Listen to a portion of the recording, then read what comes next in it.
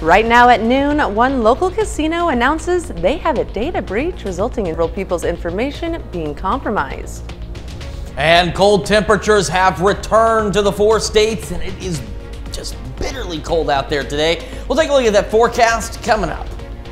Plus, it's crunch time for candidates in New Hampshire. Each GOP hopeful is making multiple campaign stops today to deliver last-minute pitches to Republicans and independent voters alike. The 4 states' most watched news starts now. Good afternoon, and thank you for joining us on KOAM News at Noon. I'm Caitlin O'Shaughnessy. Today's freezing temperatures are causing many in the 4 states to hunker down and shelter inside. So we'll begin this broadcast with Chris Warner in the Skywatch Weather Center. Chris, how long do we have to endure these Arctic conditions? Well, the good news, Caitlin, is we don't have to endure them for more than just a couple more days. However, it's going to feel like the longest couple of days that we've experienced, well, at least since the beginning of this week. We had a cold front pass through last night, brought those temperatures down rapidly out there. We've got a few clouds on the Skywatch Storm Tracker. MoDOT camera, 20th in range line, it's still swaying in the breeze, and that's the other factor to this, is the fact we've got wind gusts upwards of 30 miles an hour out there. So, yeah, the sun is out. It looks like a nice day, but it's not. It's very cold out there. Our camera on the Cornell complex also showing the wind blowing. It's been shaking in the breeze. There's a few of those clouds. Like I said, it looks like a pleasant day, but the temperature is painting a different picture. And we also have these wind chill advisories across the area running until 10 o'clock tomorrow morning down in Oklahoma and Arkansas, until noon in southwest Missouri, parts of southeast Kansas, and until 11 o'clock tomorrow morning for the rest of southeast Kansas. We made it yesterday, was a relatively average day. We started at 25, right where we should be, made it to 42, so only a couple of degrees off of average. Today, on the other hand, nowhere near that. We are at 13 in Joplin, 12 in Pittsburgh right now. Temperatures around the region holding out in the low teens as we head into our Friday afternoon, with wind chills out there well below that, and some of us below zero still. We're going to take a complete look at that forecast because, as I promised, this cold weather, it's just today, tomorrow, and into Sunday. And then it's going to change for the better. We'll have a full look at that forecast here in just a few more minutes, but just hang on. All right, we hang will. On. We're going to make it. Bundle up. Well, now we're going to go live to the Joplin Walmart on West 7th Street, where the Oscar Mayer Wiener has just pulled into town. Here you'll see the 27-foot-long hot dog on wheels. The iconic Wienermobile has been delighting children and adults since it was first created back in 1936. Appearing during the Great Depression and first touring parades, grocery stores, and hospitals in Chicago before expanding to tours across the country. The Oscar Mayer Wienermobile will be in Joplin from January 19th to the 21st. They'll be heading out the Wienermobilia, including the iconic Wiener whistle, and playing fun games for all to enjoy. For a list of locations and times, head over to our website at koamnewsnow.com. And operations at the Jasper County Courthouse grinded to a halt Wednesday night after a pipe burst and flooding happened in the building. County officials say that the rupture went unnoticed for a prolonged period of time. The fire and sheriff's departments both responded, and a county official says when they arrived, they found ankle-deep water in the road. Crews quickly shut off both the water and power to the building. Offices on the 3rd, 2nd, and 1st floors have extensive damage. ServPro workers arrived within an hour of first responders and began clearing the damage. The workers were also at the courthouse most of yesterday. We can't do anything until we put it all back together again. That's going to take a little bit of time here in Carthage, and we'll proceed with that as soon as we can. But you know, this is the morning after. We're still sorting through some of this stuff. Already talked to a contractor, already talked to our IT people, already talked to our furniture people. We've had discussions already, but we're just not there yet. And people seeking to visit with the assessors or collectors' offices will be unable to do so until early next week, and will have to visit the Joplin office once power to the server is restored. Indigo Sky Casino in Wyandotte, Oklahoma notifies victims of a data breach incident. The casino says it learned about the breach on December 1st. The breach included employees' personal information, including names, driver's license numbers, social security numbers, and medical information, as well as some patron information. Indigo Sky has since taken steps to secure their systems and notify law enforcement. And Leggett & Plant is restructuring, expecting to eliminate 900 to 1,100 jobs and close at least 15 facilities. The manufacturing company, headquartered in Carthage, produces components for use in bedding, furniture, airplanes, and vehicles. The company approved a restructuring plan, but has not yet said what specific facilities will close.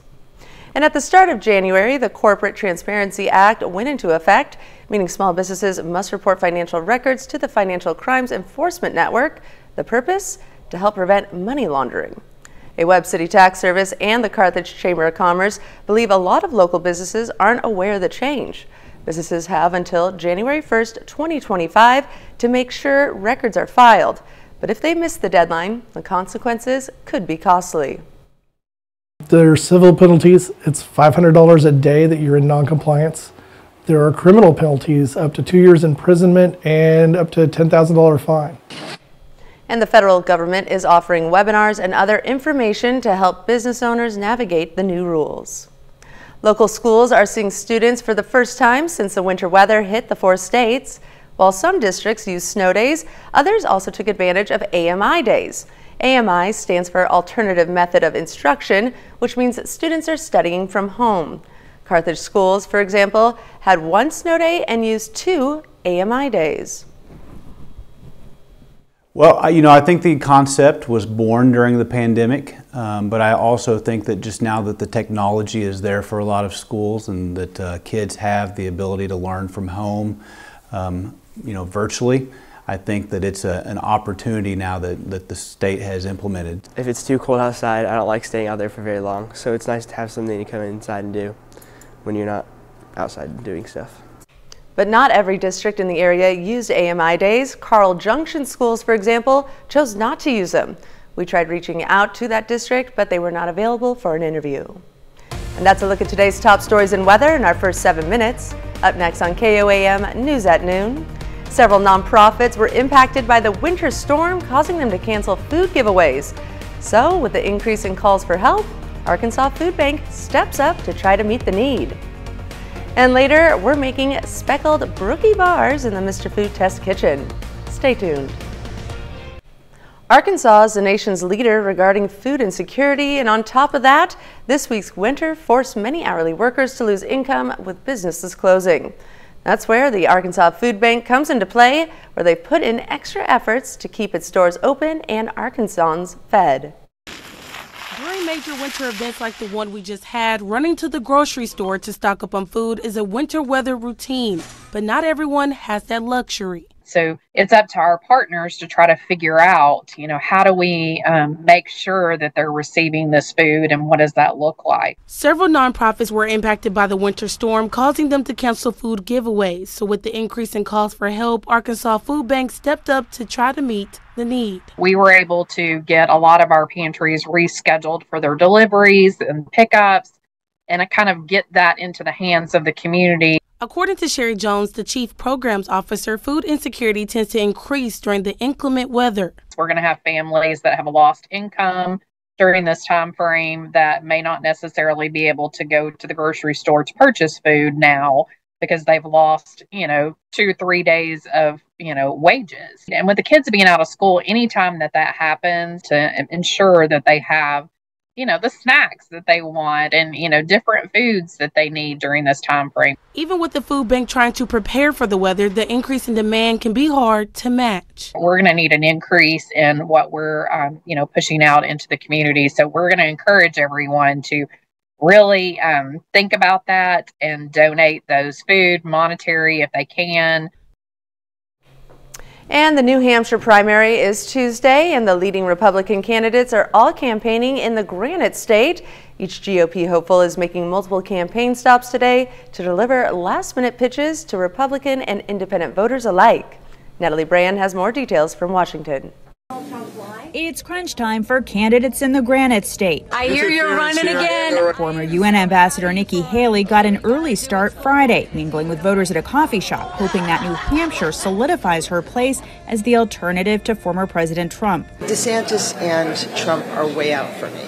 They were never in. They were actually never in. Mary Ellen Molyneux showed up to hear from Haley. New Hampshire allows independents to vote in the primary, and she's considering changing her registration to be able to participate. I'm close to feeling confident about her in terms of my vote. I'm a registered Democrat, but I feel like I will change my party to independent. Trump railed against New Hampshire's rules on Fox News' Hannity show, saying it artificially props up Haley. They're going to vote for her because they don't want to run against me. They want to run against her. George Washington University professor Todd Belt says allowing independents to vote in the primary better reflects who's more electable in November. It's not a perfect picture of America, but it's a closer picture than Iowa. What's at stake in New Hampshire? Whether or not Nikki Haley can really pull away. I think that if we see Donald Trump come in below 50%, then that's going to indicate that there's a lot of Republicans who are looking for someone else. Meanwhile, Florida Governor Ron DeSantis is in New Hampshire today. Hello, South Carolina! But he shifted resources to South Carolina, where he'll campaign this weekend. Natalie Brandt, CBS News, Washington. New Hampshire's Secretary of State says more than 4,000 Democrats switched their party affiliation to undeclared or Republican ahead of next week's primary. Still to come on KOAM News at Noon, we see what's cooking with Mr. Food. Can't decide whether you'd rather have a brownie or a chocolate chip cookie? Don't worry, we've got just the thing to solve that dilemma. But first, as we discussed earlier, a warm-up is on the way. We'll talk about when that's going to get here and what kind of rain chances we're looking at when we come back. Welcome back to the KOAM News at Noon. So, clouds continuing to roll in on the Skywatch Storm Tracker, and that's why we're doing that partly cloudy bit out there. The good news is they're primarily high clouds, so nothing significant to worry about. Now, we were touching on these wind chill advisories that are in effect. Now, again, the ones in Oklahoma and Arkansas don't officially kick in again until midnight, but all of these running until 10 a.m., 11 a.m. and noon on our Saturday, and that's for wind chills that once again could be upwards of 20 degrees below zero across the area. So definitely cold for sure. Now you take a look, MoDOT camera 20th in range. Look at all these people. They're going to lunch, or they're heading back to work, or maybe they're shopping, or maybe they're just lost and they're driving anyway. It looks like a beautiful day. There's some sunshine out there, a few clouds overhead, everyone's on the road, and then you factor in the fact that it's really cold, and on top of that, it's breezy. Take a look at the flags on top of City Hall. Our camera on the Cornell complex. There's those high clouds, so not blocking out the sun by any means. It looks nice outside. It's just, unfortunately, it's still January, and it's still quite cold. KDOT camera just south of Pittsburgh on 69. That sign says it all. Wind chill advisory, and of course for help, dial star 47 for the Highway Patrol.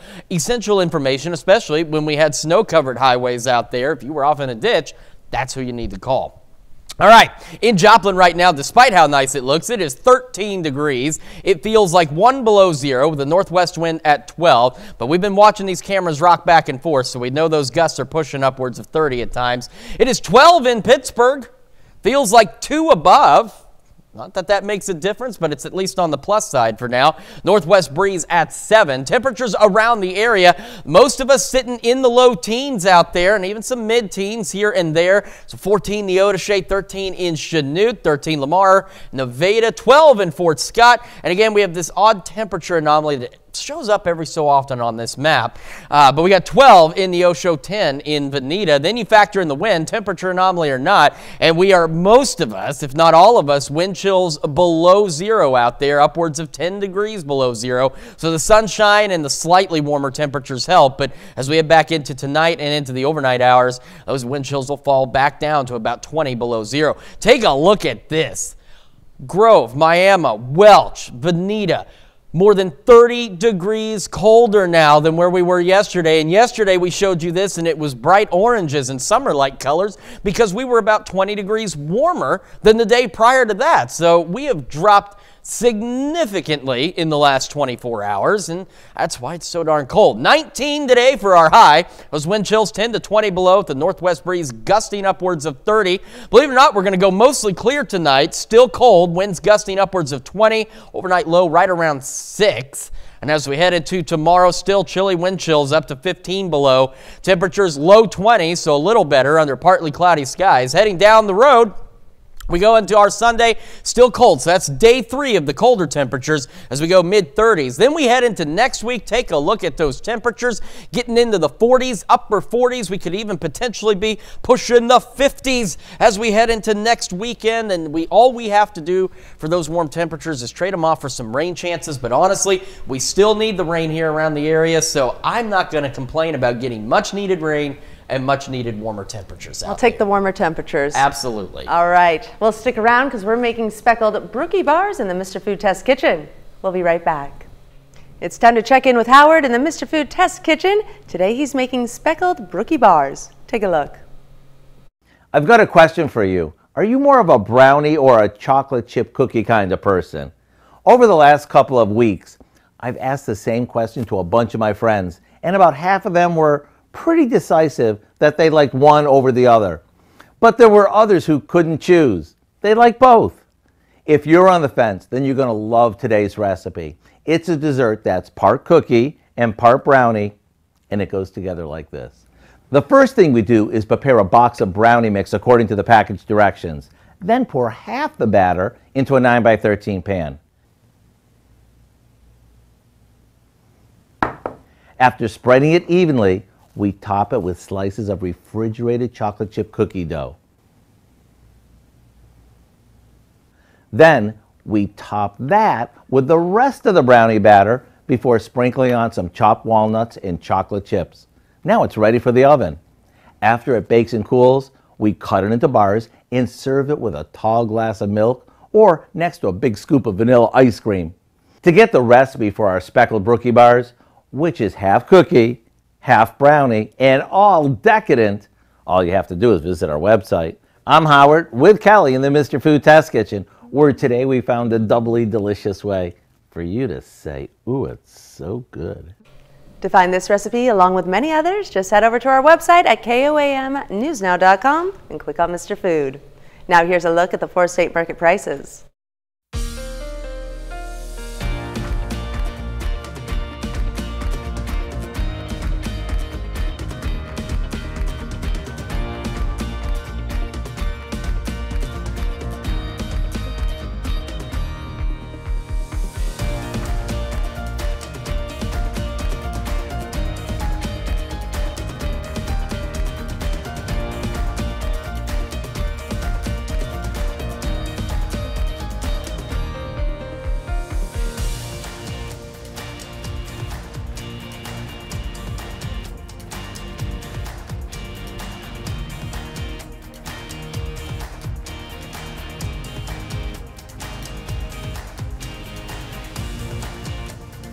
All right, so again, cold today, tomorrow, and Sunday. Wind chill advisories through Saturday. However, wind chills that could be upwards of 20 below zero out there. And then as we head into next week, take a look. It's going to warm up. We're going to trade that for rain chances, but we need the rain chances. But we're going to get warmer. Temperatures into the 40s, and we could even be pushing the 50s by next weekend. Should be great. I can't wait. Well, coming up tonight at 5, a new Justice Department report highlights serious failures by law enforcement in the 2022 mass shooting at an elementary school in Uvalde, Texas. Plus, Missouri Southern State University is moving faculty around after a sprinkler burst in the administration building. And City of Carthage is asking residents to take a survey about its outdated aquatic center. All right. Lots of stuff coming up tonight on the KOAM News at 5. Yes, they are, Chris. They are. Well, thank you for joining us for KOAM News at noon. It's Friday. Stay warm out there. Stay warm out there. Get through the weekend, and we'll see you right back here on Monday morning.